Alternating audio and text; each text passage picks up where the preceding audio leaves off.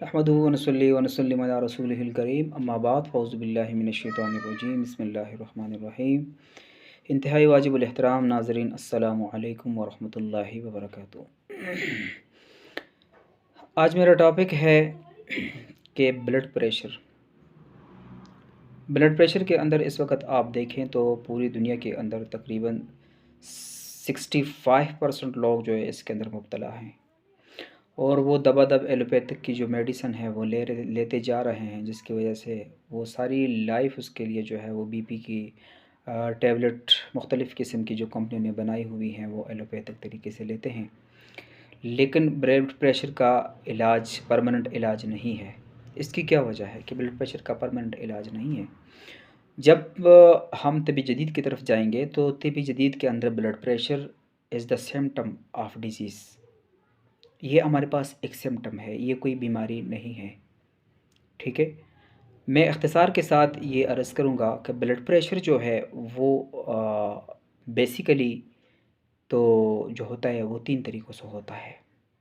एक ये होता है कि जब आपका किडनी फंक्शन ख़राब हो जाए, किडनी के अंदर अगर कोई डिस्टर्बेंस क्रिएट हो रही है तो उसका असर आपके हार्ट के ऊपर पड़ता है, और हार्ट की वजह से तो वो फिर ब्लड प्रेशर हाई हो जाता है, जिसके लिए लोग मेडिसिन लेते हैं। एक ये काज़ है। दूसरा काज़ ये है कि जब आपको कॉन्स्टिपेशन हो जाए, कॉन्स्टिपेशन के अंदर आप देखें तो वो फिर आपका लिवर भी इन्वॉल्व है, और आपका ब्रेन भी इन्वॉल्व है, और आपका हार्ट भी इन्वॉल्व है। क्योंकि मैं माहिर तिबी जदीद हूँ, और तिबी जदीद जो है वो लाइफ आर्गन पे काम कर रही है, जिसके अंदर ब्रेन है, हार्ट है और लिवर है। तो कॉन्स्टिपेशन की वजह से भी आपका ब्लड प्रेशर हाई होना शुरू हो जाता है, जिसके लिए आप सारी ज़िंदगी जो है टेबलेट की तरफ जाते हैं। तीसरा इसका जो काज़ है वो है हार्ट। आपका जो दिल है, दिल के अंदर अगर इसके शरियानों के अंदर कोई सोकेड़ पड़ जाए तो फिर भी ब्लड प्रेशर हाई होता है, या अगर दिल फैल जाए और दिल का वज़न ज़्यादा हो जाए, मायोकार्डियम का जो वज़न है वो ज़्यादा हो जाए, तो फिर भी आपको जो ब्लड प्रेशर की मेडिसिन लेनी पड़ती है। लेकिन ब्लड प्रेशर की जितनी भी मेडिसिन आप ले रहे हैं उससे क्या होगा कि वो आपको उल्टा साइड इफ़ेक्ट होगा और नुकसान मज़ीद बढ़ता जाएगा, न कि आप ठीक होते जाएंगे। ब्लड प्रेशर, बाज़ औक़ात ब्लड प्रेशर ये होता है कि आपका जब खून गाढ़ा हो जाता है तो उसके अंदर ये होता है कि फिर आपका लिवर इन्वॉल्व है, लिवर खून नहीं बना रहा और खून का फ़्लो नहीं हो रहा, तो इसकी वजह से जो है आपको ब्लड प्रेशर का मसला बन जाता है।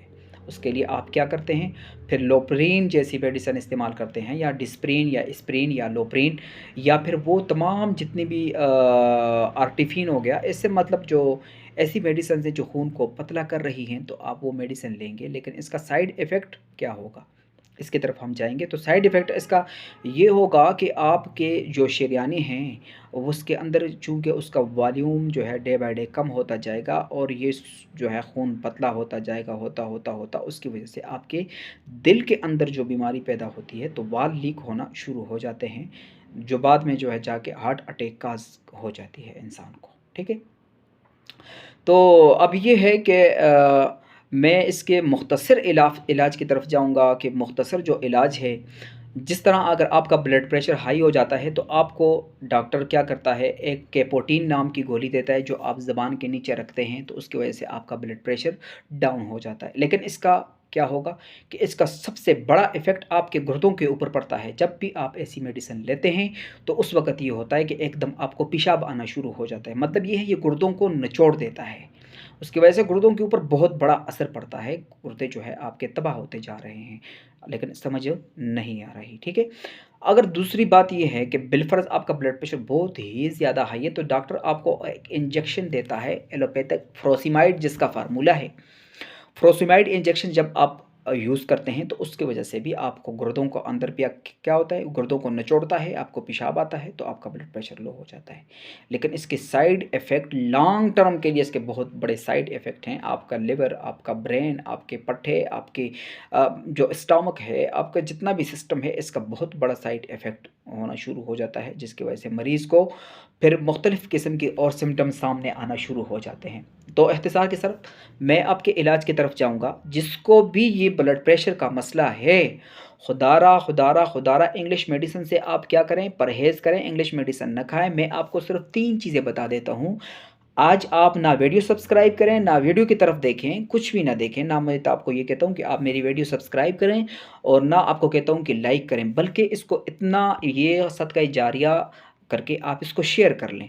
सिर्फ़ शेयर कर लें और ख़ुद भी अगर आपके घर के अंदर कोई भी ब्लड प्रेशर का मरीज़ है तो इसको सिर्फ़ आप आज़मा लें और फिर उसके बाद जो है परमानेंट फिर मैं मेरे साथ जो है राब्ता करें, मैं उसको परमानेंट कोई भी मसला होगा तो परमानेंट इस इलाज की तरफ जाएँगे। लेकिन आप 3 चीज़ें इस्तेमाल करें। कौन-सी 3 चीज़ें? सब्ज़ इलायची सब घरों के अंदर मौजूद है। सब्ज़ इलायची आप इस्तेमाल कर लें 3 दाने और एक कहवा बना लें। कहवा किस तरह बनाएँगे? आपने 1 गिलास पानी डाल देना है, उसके अंदर आपने सब्ज़ इलायची डाल देनी है और 3 दाने सब्ज़ इलायची खोल कर डाल देनी है और फिर उसके साथ जो है